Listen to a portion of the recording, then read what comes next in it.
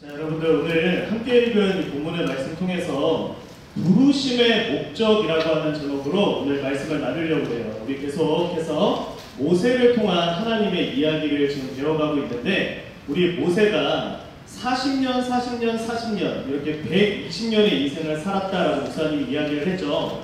자, 첫 번째 40년에는 바로의 아들로 40년을 보내요. 하나님께서 모세를 부르셔서 모세를 길러가시는 거죠. 바로의 아들로서 보호하시고 지켜주십니다. 그리고 목사님이 지난주에 설교했었던 가운데 물음표의 시간, 광야에서 40년을 보내면서 훈련을 받죠. 그러면서 그 안에 있었던 모든 자아와 욕심이 사라지고 그 심령에 하나님 한 분만 남게 됩니다. 그리고 마지막 세 번째, 이제 이스라엘의 지도자가 되어서 이집트의 노예로 살고 있는 이스라엘 사람들을 구원하는 구원자로서, 지도자로서 이제 쓰임을 받게 돼요. 그리고 오늘 본문의 이야기는 바로 이 세 번째, 이 지도자의 인생을 첫 발을 내딛는 이제 그 순간이 오늘 본문의 내용입니다. 자, 여러분도 보세요. 이렇게 하나님께서 모세를 길러요. 그리고 광야라고 하는 학교로 보내요. 그리고 그 학교를 졸업하고 나니까 이제는 부르셨고 하나님께서 보호해 오셨고 40년 동안 훈련시키시고 공부시키셨으니까 이제는 드디어 이 80년의 시간을 지나서 드디어 모세가 자기가 왜 이 땅에서 살아가야 하는지, 왜 하나님께서 나를 이 땅에 보내셨는지, 이 땅에 태어나게 하셨는지, 이제는 자신의 그 소명과 자신의 인생의 의미를 깨닫고 걸어가는 그 순간이 오늘 본문의 내용이다라고 하는 거예요. 자, 그런데 이 내용을 우리가 잘 묵상하고 기억하게 되면서 우리가 알게 되는 게 있어요. 그거는 바로 모세를 왜 부르셨는가라고 하는 이 이야기 속에 목사님과 여러분을 하나님께서 왜 부르셨는가, 우리를 부르신 그 목적이 무엇인가를 알게 된다라고 하는 거예요. 여러분, 이 부르심의 목적에 대해 아는 건 굉장히 중요해요. 왜냐하면 볼펜이 예를 들어 있어요. 근데 볼펜에 예를 들어 인격이 있다고 해보자고요. 근데 그 볼펜이 글씨를 쓰고 펜을 썼고 무언가를 적는 게 자기의 존재의 이유인데 이게 그걸 몰랐어. 그래서 그 볼펜이 자기는 그걸 모르고 누가 이 볼펜을 가지고 밥을 먹으라고 한다거나, 아니 볼펜을 가지고 전쟁 무기로 쓴다거나 이러면 이 볼펜은 자기로의 가치를 할 수가 없는 거죠. 그런데 이 볼펜이 처음으로 누군가가 자기를 가지고 글씨를 써줄 때, 아, 내가 이래서 존재하는구나, 그 의미를 찾게 돼요.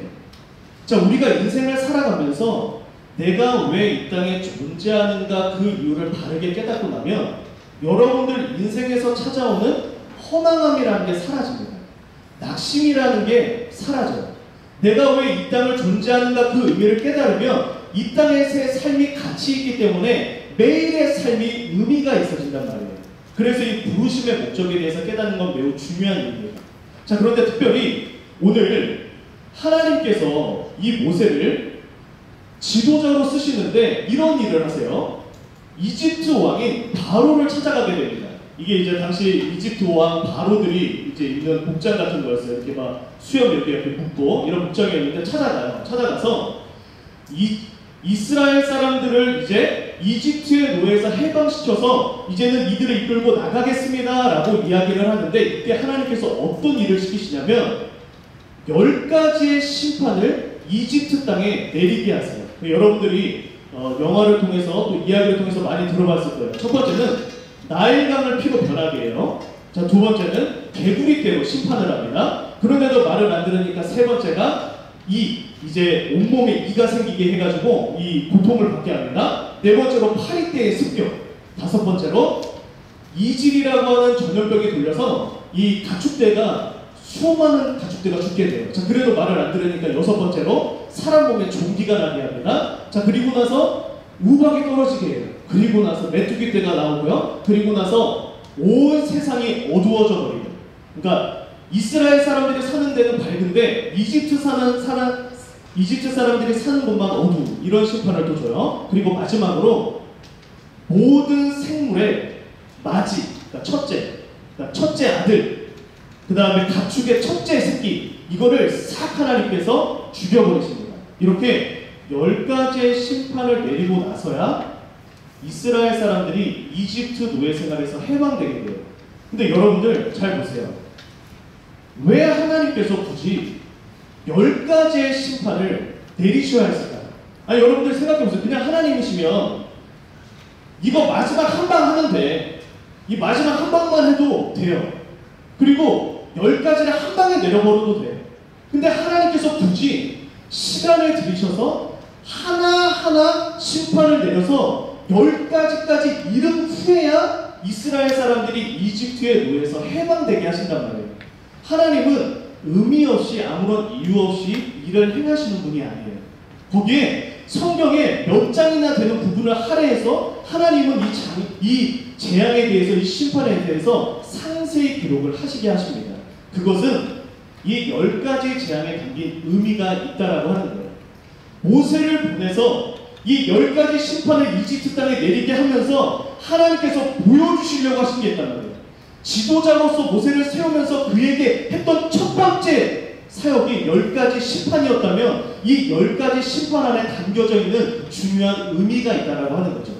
오늘 함께 말씀을 나눌 때 이 10가지 재앙 안에 담긴 의미를 함께 나누어 볼 거예요. 그리고 이 의미를 나누는 가운데 모세를 부르신 이유, 나아가서 목사님과 여러분을 부르신 하나님의 그 목적과 이유를 깨닫는 시간이 될 수 있기를 예수님의 이름으로 축복합니다. 자, 첫 번째, 부르심의 목적. 이 10가지 재앙을 내려주신 이유가 무엇이냐? 자, 함께 읽어볼게요. 시작. 세상의 모든 우상을 꺾으시고자 부르십니다. 자, 여러분들 보세요. 하나님께서 10번째 심판, 9가지 심판까지 하고 나서 마지막 10번째 심판을 내리기 전에 모세에게 이런 이야기를 합니다. 자, 내가 10번째 심판을 내릴 텐데 뭐라고 이야기를 하냐면 내가 애굽의 모든 신을 심판하겠다 라고 하는 이런 이야기를 합니다. 여러분, 이것이 무슨 이야기일까요? 이집트에는요 정말 많은 잡신들이 있었어요. 정말 이 셀 수 없는 우상들이 많았는데 하나님께서 10가지 심판을 내렸던 그 모든 게 그들의 우상과 관련이 있어요. 자, 나일강은 히피라고 해가지고 이 풍요의 신이었어요. 거의 여러분들 개구리가 왜 신이었냐면 다산에서 알을 많이 낳잖아. 그래서 개구리를 섬기고 이거는 땅의 신들이 있었어요. 근데 땅의 신이 있는데 이 땅에 모세가 정확하게 심판을 어떻게 내리냐면 땅에 있는 먼지가 이가 되게 만들어요.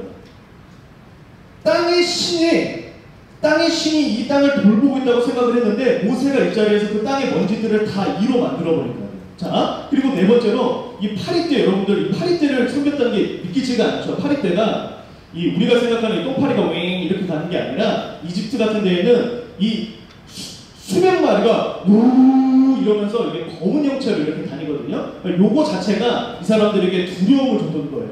거기에 악질을 통해서, 전염병을 통해서 하토르는 소의 신이었어요. 소의 신. 이렇게 해서 소를 죽이고, 여러분들 이 5개는 보세요. 이모텝이라고 하는 건 의술의 신이었어요. 의술의 신. 그런데 사람의 몸에 질병이 났을 때 이 이모텝이 아무것도 해주지 못해요. 그리고 나서 누트라고 하는 하늘의 신이 우박을 막아주지 못하고, 메뚜기 떼를 막아주는 세라피아라고 하는 신이 메뚜기 떼를 막아주지 못하고, 그리고 9번째로 태양신 나가 어둠을 해결해주지 못해요. 그렇게 9개가 지나가고 나서 여러분 이제 마지막, 왜 하나님께서 마지막에 이런 이야기를 했느냐? 이 모든 신 위에 무엇이 있었냐면 바로 왕이 있었어요.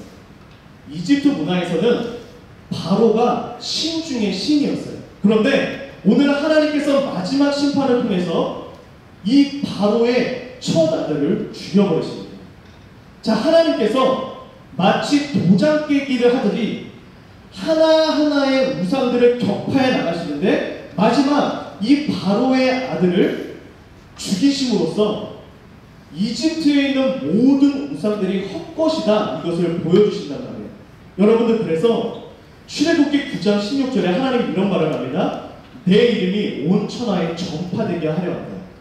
하나님께서 지금 뭘 하려고 하시냐면 온 세상의 최강 대국이었던 이집트에서 그들이 섬기고 있던 모든 우상들을 모세를 통해서 꺾으심으로써 온 천하 만방에 하나님만이 신이시다, 하나님만이 유일한 신이시다, 이거를 온 세계 열방에 보여주신다라고 하는 거예요. 여러분들 잘 보세요. 이 시대도요, 이집트처럼 잡신들이 넘쳐나는 세상이거든요. 이 시대의 우상이 무엇입니까? 이 시대는요, 학벌이 우상이죠. 사람이 우상이고 외모가 우상입니다. 인생을 살아가면서 남들보다 더 빛나는 인생을 살기 위해서 우상이 필요하고 재능이 필요하고 남들보다 더 예뻐 보이려고 하는 그 외모가, 여러분 연예계의 세상을 보세요. 누가 더 예쁜지 누가 더 몸이 좋은지 온통 정신이 팔려있죠. 학벌과 재능과 이 모든 거에 이 집착하는 시대 속에서 하나님께서 목사님과 여러분들을 통해 보여주려고 하는 게 뭐냐면, 학벌도 재능도 외모도 아닌 오직 하나님만의 신이다. 즉 하나님을 버팀목으로 삼고 있는 그 인생이 이 세상 그 어떤 것을 의지하는 것보다 얼마나 더 위대하게 하나님께 쓰임받는지를 보라. 하나님은 이거를 목사님과 여러분들을 통해 보여주시고 싶으시다라고 하는 거예요. 말 잘 못하는 자, 재능이 부족하고 외모가 형편이 없어도 하나님만을 붙드는 자가 모세처럼 80세 할아버지가 돼서 말도 잘 못하는 그 할아버지가 지팡이 하나 들고 그저 하나님을 의지했던 그 사람을 통해서 하나님이 얼마나 위대하신 분인지를 이 땅에 보여주시기를 원하는 것처럼 목사님과 여러분들을 통해 보여주시려고 하시는 게 그거란 말이에요. 여러분, 그래서 하나님의 말씀에 뭐라고 되어 있습니까? 부르심을 받아 지혜도 능력도 문벌도 필요하지 않고 미련하고 약한 사람들을 택해서 강한 것들을 부끄럽게 하려 합니다. 세상에 천한 것들과 멸시받는 것들과 없는 것들을 택하사 있는 것들을 폐하려 합니다. 여러분들, 그렇다면 목사님이 오늘 여기에서 정말 중요한 질문을 여러분들에게 하나 던지려고 해요. 정말 중요한 질문 한 가지를 여러분들에게 물으려고 한다고. 그거는 이 우상이 넘쳐나는 시대에 여러분은 정말로 하나님을 신으로 모시고 있습니까? 내 안에 우상이 있느냐 없느냐는 여러분들이 지금 이 자리에 나와서 예배를 드리고 있느냐 안 드리냐에 결정되는 게 아니에요. 교회를 다니고 있느냐 안 다니느냐로 결정되는 게 아니에요. 딱 한 가지만 물어보세요. 여러분들이 요새 가장 신경 쓰는 게 뭡니까? 하나님을 신으로 모시는 사람에게 특징이 있어요. 하나님이 그 인생에 가장 신경 쓰이는 분입니다. 오늘 하나님께 내 모습이 어떻게 보일까? 오늘 하나님께서 나를 보실 때 하나님 보시기엔 내가 어떨까? 여러분, 우상을 섬기는 자들은 특징이 있어요. 팔이 때는요, 아까 전에 목사님이 그 땅에 이까지 막 신으로 보셨다고 그랬잖아요. 송아지가 있으면 그 송아지 등에 붙어있는 벌레도 그들에게는 신이었어요. 그래서 그 벌레 하나 자기 몸에 떨어지지 않을까 이렇게 막 무서워했다고요. 이 소를 어떻게 하면은 잘 모실 수 있을까 막 이렇게 소만 바라보면서 산다고요. 여러분, 누군가를 신으로 모신다는 건 그런 거예요. 하나님을 신으로 모신다는 건요, 하나님을 내 앞에 모셔서 월요일부터 토요일, 주일까지 매 시간마다 하나님께서 나를 보실 때는 어떨까? 여러분들이 거울을 보며 여러분들의 외모를 꾸미는 시간처럼. 누군가는 외모가 신이에요. 온통 누군가 나를 어떻게 바라볼까가 집중되어 있습니다. 누군가는 학벌과 재능이 신이에요. 스펙을 쌓고 누군가에게 무시당하지 않고 이것이 나를 살게 하는 것처럼. 착각입니다.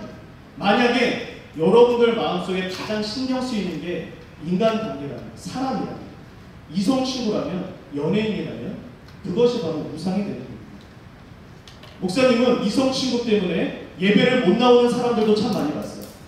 왜 그렇습니까? 그 사람이 전부인 거예요. 하나님보다 더 신경 쓰여서 그렇습니다. 하나님을 섬긴다고 예배 자리에 나와 있어도 내 마음에 정말 신경 쓰는 분이 하나님이 아니면 나도 우상 숭배자가 되어버린 거예요. 하나님이 원하는 건 그 모든 우상을 너를 통해 꺾고자 너를 불렀는데 너조차도 그 우상에 절하고 있는 그 인생, 그러면 우리 인생에 절대 참 의미를 깨달을 수가 없습니다. 여러분, 여호수아가 이렇게 말합니다. 이스라엘 백성들한테 모아놓고 자, 하나님을 섬길지 우상을 섬길지 선택해라. 이러니까 사람들이 우리는 하나님을 섬기겠습니다. 이러니까 여호수아가 뭐라고 그러냐면 아니야. 너네는 하나님 못 섬겨. 그냥 우상 섬겨. 그러니까 이스라엘에서 아니요. 우리 하나님 섬깁니다. 아니야. 내가 보니까 못 섬겨. 하나님 섬겨. 그런데 끝까지 하나님을 섬긴다고 하니까 하는 말이 뭐냐면 그러면 너희 중에 있는 이방신들을 치워버려. 충격적인 거예요. 하나님의 백성이었거든요. 우상 신상 하나도 없었어요. 근데 뭐라고 해요? 하나님을 섬긴다고 나와 있는 사람들에게 안 믿는 사람한테 말하는 게 아니라 하나님을 섬긴다고 예배드리러 나와 있는 사람들한테 너희 중에 있는 이방신들 치워버리고 너희 마음을 하나님께로 향하라. 하나님을 섬긴다는 건 그 마음과 관심과 신경이 온통 하나님께 쏠려 있는 거예요. 그것이 바로 하나님을 섬기는 자의 특징이 되는 겁니다. 여러분, 이스라엘 사람들이 그랬거든요.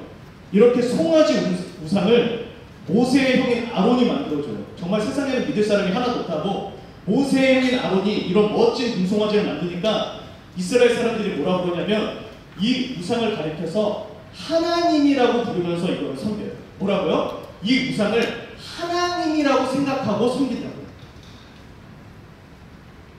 교회에 나왔는데 나는 지금 하나님을 예배한다라고 생각하고 있는데 이스라엘 사람들은 이 송아지가 하나님이 되어버린 거예요. 근데 똑같아요. 여호와 하나님이라고 부르면서 이거를 섬겨요.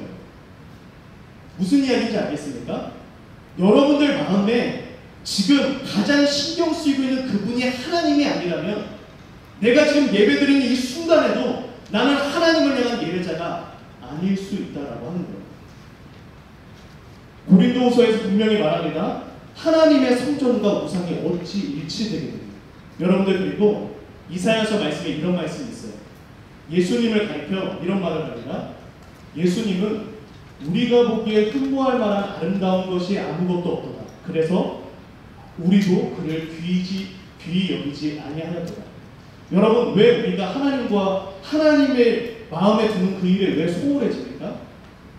하나님과의 관계에 신경 쓰이는 일은 멋져 보이지 않거든요. 여러분, 예수님이 왜 이 세상에 왔을 때 왜 그렇게 멸시받고 왜 이렇게 핍박받고 왜 이렇게 무시받으셨어요? 그거는 그 예수님이 보시기에 뭐 줄만한 떡이 하나도 안 보였거든요. 아름다운 것이 하나도 안 보이니까 예수님을 귀히 여기지 아니하였도다. 여러분들, 우리도 마찬가지죠. 당장 내가 남들보다 더 예뻐 보이는 그 일, 내가 당장 남들에게 인기 많아지는 그 일, 내가 당장 많은 친구들을 사귀는 그 일, 내가 당장 무슨 학벌을 쌓는 그 일, 그 일이 내가 오늘 아무도 모르게 하나님과 함께 살아가며 끊임없이 하나님을 내 마음에 두고 하나님을 신경 쓰는 그 삶보다 멋지니까, 이 삶은 멋져 보이지 않으니까 하나님을 우리는 귀히 여기지 않게 되는 겁니다. 여러분, 오늘 목사님이 여러분들에게 나도 이런 메시지 준비할 때마다 마음에 무거움이 있을 텐데 내가 말을 안 해줄 수가 없어요. 왜냐하면 너무 많은 이들이 이렇게 사니까. 그러면 축복받는 것 같으나 끝이 패망이에요. 패망. 하나님을 정말로 예배하는 그 예배자는 여러분들 엉덩이가 여기에 붙어있는 게 중요한 게 아니라 여러분들 마음에 하나님이 계셔서 월요일부터 주일까지 내 마음에 신경 쓰인 분이 온통 하나님이어야 여러분들이 정말로 하나님을 섬기는 자가 될 수 있는 것입니다. 간절하게 소망하기는 부르심의 목적을 기억하고 여러분들을 통해 세상의 우상을 꺾어버리시고자 하시는 그 하나님을 기억하고 하나님을 진정한 신으로 보시는 저와 여러분들 되기를 예수님의 이름으로 축복합니다. 자, 여러분들, 두 번째, 하나님은 우리를 왜 부르셨는가? 두 번째, 하나님께 순종하는 자로 부르십니다. 하나님께 순종하는 자. 자, 여러분들, 오늘 마지막 심판 때에 하나님께서 유일하게 말씀하는 게 있어요. 9가지 심판은 하나님이 일방적으로 다 하거든요. 하나님께서 어둠이 내려라, 파리떼가 일어나라, 하나님께서 다 해요. 이스라엘 백성이 한 가지도 요구하지 않습니다. 근데 하나님께서 유일하게 첫 번째로 요구를 해요. 뭐냐면 내가 마지막 심판을 내릴 텐데 지금부터 너희가 어린 양을 잡아서 너희 집에 있는 이 문틀에, 이게 문틀이거든요. 이스라엘 그 타인들 옆에 있는 문틀이에요. 문틀이랑 저 위쪽에다가 어린 양의 피를 바라라. 그러면 내가 피를 볼 때에 너희를 넘어가겠다라는 이야기를 합니다. 여러분들 이건 이제 궁극적으로는 나중에 예수 그리스도의 보혈을 상징을 하는데 목사님이 오늘 이야기하려고 하는 건 예수 그리스도의 보혈의 이야기가 아니에요. 오늘 예수 그리스도의 보혈을 넘어서 왜 이스라엘 사람들은 이게 예수 그리스도의 보혈을 상징하는지 몰랐어요. 그냥 하나님께서 어린 양을 잡아다가 여기다가 피비린내 나게 집에다가 피를 바르라는 거예요. 이 말에 순종할 때 내가 너희를 넘어가리라. 여러분들 정말 신기한 게 뭔지 압니까? 나중에 이스라엘 사람들이 이집트 탈출하거든요. 이집트 사람들만 간 게 아니에요. 아프리카 사람들도 있었고요. 이방인들이 같이 있었어요.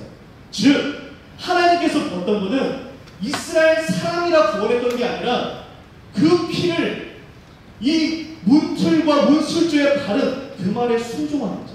여러분들 이스라엘 사람들이 그대로 명령하신 대로 행하니 하나님께서 9가지 심판까지는 그대로 보여주셔요. 하나님의 권능을 보여주고 나서 마지막 10번째 결정적으로 이 이집트에 속한 사람과 하나님께 속한 사람을 나누는 기준으로 순종할 것 없습니다. 이 순종을 하지 않으면 이스라엘 사람이라 할지라도 그 맞이는 죽을 수밖에 없는 겁니다. 궁극적으로는 예수 그리스도의 보혈을 상징하지만 그 전에 앞서서 하나님이 원하시는 것 중에 하나는 순종이었다라고 하는 거예요. 여러분, 목사님이 여러분들에게 묻고 싶은 두 번째 질문. 이 시대는 끌림의 시대입니다. 끌림. 너의 마음에 끌리는 대로 해라가 강사들의 주요 강연 메시지이고 여러분들 마음 안에 대부분의 지금 청소년들 마음 안에 깊숙이 있는 가치관 중에 하나가 한 번뿐인 인생, 내 마음이 이끄는 대로 내가 하고 싶은 걸 해라. 멋져 보이는 이야기고 굉장히 인간을 존중하는 이야기와 같지만 하나님의 가치관과는 맞지 않는 이야기입니다. 이 시대는 끌림의 시대예요. 내가 이성 친구를 누구 만나고 싶으면 그냥 만나면 돼요. 결혼할 거 아니니까. 내가 무언가를 선택하면 그냥 하면 돼요. 내가 원하니까. 그런데 하나님께서는 이 끌림의 시대에 살아가고 있는 우리를 향해 뭐라고 말씀하시냐면 너는 하나님의 뜻에 이끌리며 살고 있느냐를 묻으십니다. 그 작은 선택 하나 하나님께 묻는 거예요. 어리석어 보이고 멍청해 보여요. 알고 있습니다. 과하게 믿는 것 같지만 그런 자의 인생은 후회가 없어요. 여러분, 목사님이 예전에도 몇 번 이야기를 했는데 그저 이성 친구 하나 만나는 것도요. 그 이성 친구 하나 만나는 그 일도 하나님의 뜻인지 물으면서 가는 사람. 그 사이에 그 이성 친구 다른 이성한테 뺏길 수 있어요. 그럼 하나님의 뜻이 아닌 거죠. 내가 무엇을 하든 어떤 거를 하든 이것이 정말 하나님의 뜻에 이끌리고 있는가? 내 생각 아니라 물어보는 돌다리도 두들겨보는 그 신중함이 필요하다. 여러분들 한 주를 잘 돌아보세요. 여러분들은 하나님의 뜻에 얼마나 순종하며 살고 있습니까? 여러분들 주어진 매일의 일상에서 얼마나 순종하며 살고 있습니까? 하나님께서 요구하신 일은 그 집에다 피를 바르는 일이었어요. 피비린내 양의 피, 지독한 양의 피. 여러분, 일상에서 하나님께 순종하는 일은 이렇게 멋져 보이지가 않아요. 그래서 사람들이 싫어요. 부모님께 효도하는 일. 너 쓰레기 봉투 너 가서 음식물 쓰레기 좀 버리러 와라. 아, 너무 싫어. 이런 거. 나 오늘 정말 내가 하고 싶은 뭐가 딱 있는데 하나님의 뜻이 그게 아니에요. 여러분들이 학생으로서 각자 살아가면서 그 순간마다 하나님께서 맡겨주신 가장 큰 뜻이 있는데 그건 안 물어보고 그냥 내 마음에 끌리는 대로 살아가는 자. 여러분, 그런 자를 하나님께서 뭐라고 그러냐면 나중에 이후에 40년 이 생활이 끝나고 하나님께서 모세가 아닌 그 이스라엘 사람들에게 이렇게 말합니다. 너 40년 동안 나한테 예배드린 적이 있었니? 라고 물어보십니다. 왜냐하면 이스라엘 사람들은 이 순간을 떠나서 이제 40년 살아가는데 불순종하거든요. 제사는 끝내주게 드려요. 우리보다 더 잘 드립니다. 지금 시대로 말하면 새벽 예배 드리고 금요초라 나오면 다 한 거예요. 그런데 뭐라고 해요? 하나님이 너가 희생과 제도를 내게 드린 일이 있었느냐? 왜냐하면 우리가 반드시 기억할 때도 예배는 삶의 순종으로 완성되기 때문입니다. 오늘 여러분들이 여기에서 앉았다 가서 오늘 예배 드렸다가 아니라 오늘 이 예배 드리고 일주일 동안 삶을 살아가는으로써 여러분들이 진정한 예배자가 되는 거예요. 우리 여기에서 찬양팀 서는 모든 사람들 잘 들어보세요. 여러분들이 오늘 이 자리에서 하나님을 노래하고 하나님을 찬양했다고 그게 예배가 아니라고요. 그 이후에 돌아가서 그게 진짜 예배 인도자, 예배 찬양팀이 되는 거예요. 다 마찬가지입니다. 우리 모두가. 여러분들 그래서 마태복음 말씀에 이런 말씀이 있어요. 불순종하는 자를 모래 위에 지은 집과 같은 인생이라고 하고 순종하는 자를 반석 위에 지은 집이라고 합니다. 여러분들 여기서 중요한 포인트는 집은 다 지어져요. 멋지게 지어집니다. 멋지게 지어져요. 여러분 목사님도 이 사역을 통해서 내가 정말 이 사역을 하면서 느꼈던 게 뭐냐? 아니 불순종하는데 엄청나게 의리하게 멋진 집을 지어가는 사람이 있어요. 엄청 사역도 잘 돼요. 너무 막 그런데 뭐에 지어졌어요? 모래 위에 지어졌어요. 박살납니다. 하나님의 때에 박살이 나면 흔적도 없이 사라져버려요. 내가 어떤 일을 하고 어떻게 살아가든지 간에 내가 지금 사는 지금의 삶이 멋지다고 멋져지는 게 아니라 그 삶의 기반 위에 하나님의 순종이 없다면 그 인생은 무너지게 됩니다. 여러분들 오늘 하나님께서 이스라엘 백성들이 마지막 10번째 이거를 순종을 해서 딱 나올 때 하나님께서 이렇게 말해요. 이스라엘 백성들을 가리켜 전쟁 경험을 한 번도 안 해본, 군사훈련을 한 번도 안 받아본 이스라엘 사람들을 가르쳐 하나님이 이렇게 말해요. 여호와의 군대가 애굽 땅에서 나왔다. 하나님께서 이스라엘 200만 명을 딱 보면서 나의 군대가 애굽 땅에서 나오고 있구나. 왜 하나님의 군대예요? 군사훈련 한 번도 안 받았는데요. 하나님은 보세요. 여호와의 군대, 오직 하나님을 장군으로 모신, 하나님을 왕으로 모신 하나님께 순종하는 군대가 애굽 땅에서 나왔다. 군대는 전쟁을 하잖아요. 그 전쟁은 뭐예요? 이제 하나님은 이걸 원하는 거예요. 나에게 순종하는 이 백성들을 통해서 온 열방에 우상을 섬기고 있는 백성들한테 하나님만이 신인 걸 보여주고 싶은 거예요. 학교도 못 나오고 전쟁 경험도 없고 그 가난이 찌들었던 그 가난뱅이 인생들을 모아다가 하나님이 보여주려고 했던 거, 자, 온 열방아 보라. 나만 사랑하고 나만 의지하는 이 백성을 통해 내가 이 민족을 얼마나 위대하게 사용하는지 보라. 온 세계, 온 열방아 제발 보아라. 하나님만이 신이다. 이거를 보여주고 싶어서 그 이스라엘 백성들에게 여호와의 군대라고 말합니다. 여러분들을 향해, 목사님을 향해 너는 여호와의 군대다 라고 말합니다. 여러분들 그래서 이 광경을 보고 이 사건을 듣고 이드로, 모세의 장인이었던 이드로가 이런 이야기를 합니다. 이제 내가 알았도다. 여호와는 모든 신보다 크심으로 이스라엘에게 교만하게 행하는 그들을 이기셨도다. 이 이드로의 입술을 통해서 선포가 되는 거예요. 그렇구나. 하나님이 바로 하나님이 진정한 신이시구나. 이거를 보여주신다라고 하는 겁니다.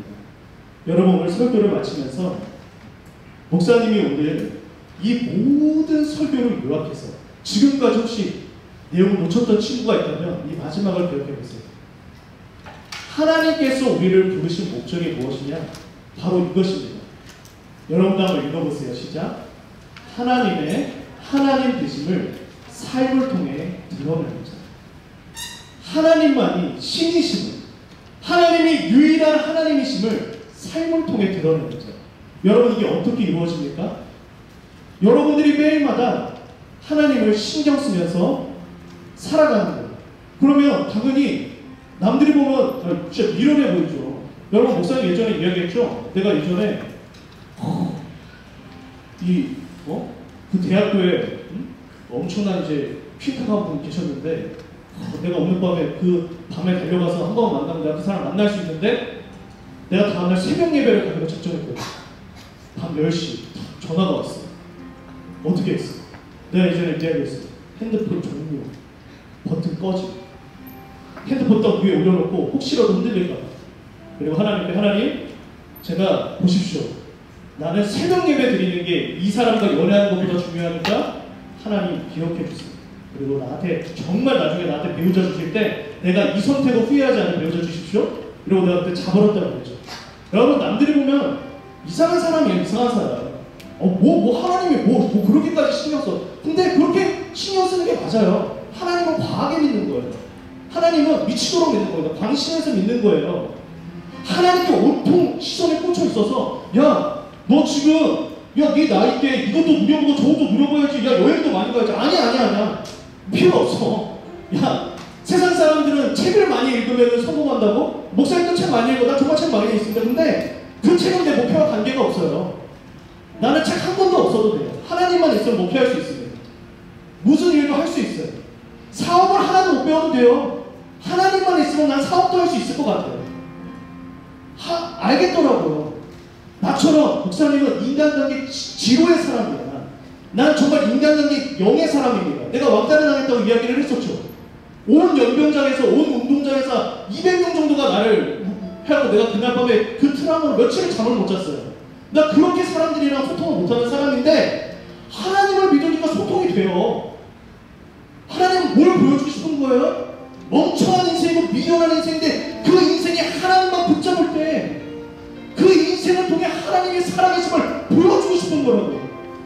너를 통해 하나님을 보여주고 싶은데 여러분들이 하나님을 보여줘야 되는 인생이 돼야 되는데 마음 안에 대체 뭐가 있냐고요. 남들보다 예쁘게 보이는 게 멋지게 보이는 게 그렇게 중요합니까? 그냥 입으세요. 적당하게 입으세요. 적당하게 깔끔하게만 보이세요. 그리고 주님께 맡기세요. 하나님께 온통 내가 외모에 신경 쓰는 것처럼 공부에 신경 쓰는 것처럼 하나님한테 신경 쓰면서 살아보라고요. 그러면 여러분들을 통해 하나님의 그 놀라운 계획과 놀라운 나타나심이 나타나게 될 것입니다. 간절하게 바라기는 목사님과 여러분들 모두 이 부르심의 목적을 깨달아 하나님의 하나님 되심을 삶을 통해 드러내는 은혜가 있기를 예수님의 이름으로 축복합니다. 우리 이 시간 세상 모든 민족이 구원을 얻기까지라고 하는 찬양을 함께 드릴 거예요. 우리 자리에 함께 일어나서 여러분들을 통해 온 열방에 살아계심을 선포하신 그 하나님을 소망하고 바라보며 우리 찬양 드리며 함께 나아가도록 하겠습니다.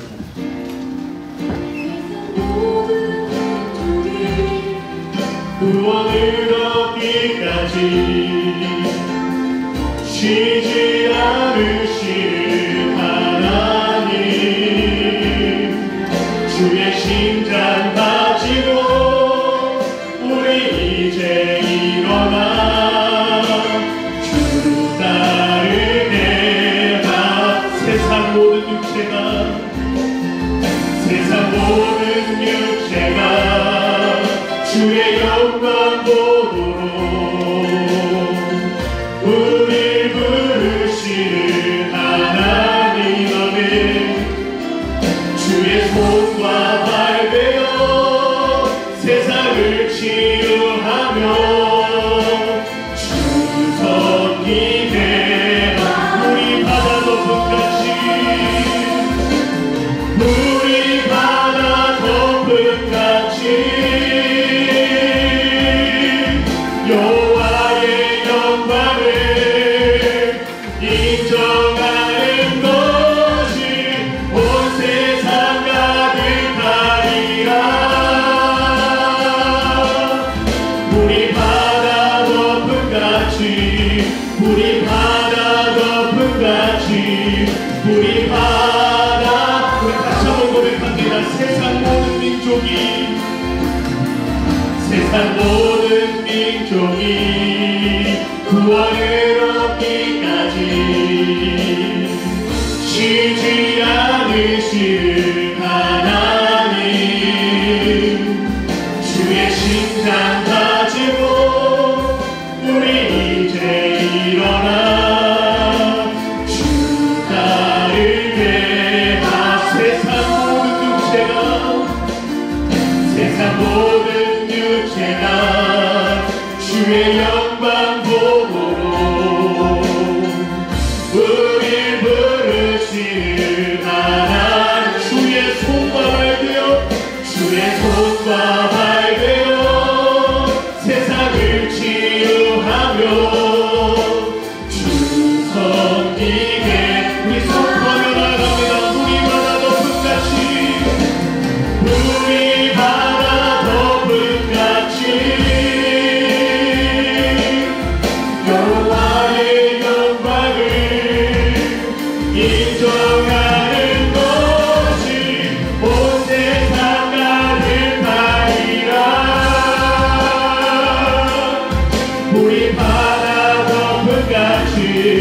우리 바다 덮음같이 우리 바다 덮음같이 우리 바다 덮음같이 여호와의 영광을 인정하는 것이 온 세상 가득하리라. 우리 바다 덮음같이 우리 바다 덮음같이 우리 바다 덮으리라. 그날에 보리라. 그날에 주의 영광 가득한 세상 우리는 그때 되리. 온 세상 가득한 승리의 방송 우리 바다 덮음같이 여호와의 영광을 인정하는 것이 온 세상 가득하리라. 우리 바다 덮음같이 우리 바다 덮음같이 우리 바다 덮음같이. 우리 시간 기도하며 나아가도록 하겠습니다. 주여 하나님, 제 마음에 하나님을 참 신으로 모시는 은혜를 허락하여 주시옵소서. 오직 하나님께 순종하고 하나님을 신경 쓰는 인생이 되게 하여 주옵소서. 하나님의 하나님 되심을 나의 삶을 통해 드러내 보이는 자 될 수 있도록 부르심의 목적에 합당한 자로 쓰임받을 수 있도록 은혜를 더하여 주시옵소서. 주여 한번 부르시고 동성으로 기도합니다. 주여. 하나님 아버지, 하나님의 은혜를 더하여 주시옵소서. 아버지 하나님, 하나님의 하나님 되심을 하나님 우리의 삶을 통하여 하나님께 보여드리기를 간절히 축원하고 바랍니다. 주여 하나님 은혜를 더하여 주시옵소서. 아버지 하나님 은혜를 더하여 주옵소서. 내가 가장 신경 쓰는 분이 누구입니까? 하나님 내가 가장 고려하는 분이 누구입니까? 주여 하나님, 아버지 하나님, 아버지 하나님, 아버지 하나님, 하나님께서 은혜를 더하여 주셔서 하나님 가장 중요한 질문, 내가 하나님 앞에 예배자입니까? 내가 그리스도인입니까? 하나님의 사랑입니까? 저 끊임없이 부르며 살아가는 은혜를 허락하여 주시옵소서. 주여 하나님, 아버지 하나님 은혜를 더하여 주시옵소서. 주여 하나님께서 함께하여 주옵소서. 아버지 하나님께서 함께하여 주시옵소서. 아버지 하나님, 하나님 아버지, 아버지 하나님의 은혜를 더하여 주시옵소서. 아버지 하나님 은혜를 더하여 주옵소서. 아버지 하나님, 아버지 하나님, 또 하나님 아버지, 또 하나님의 은혜를 더하여 주옵소서. 또 하나님 아버지 은혜를 더하여 주옵소서. 아버지 하나님,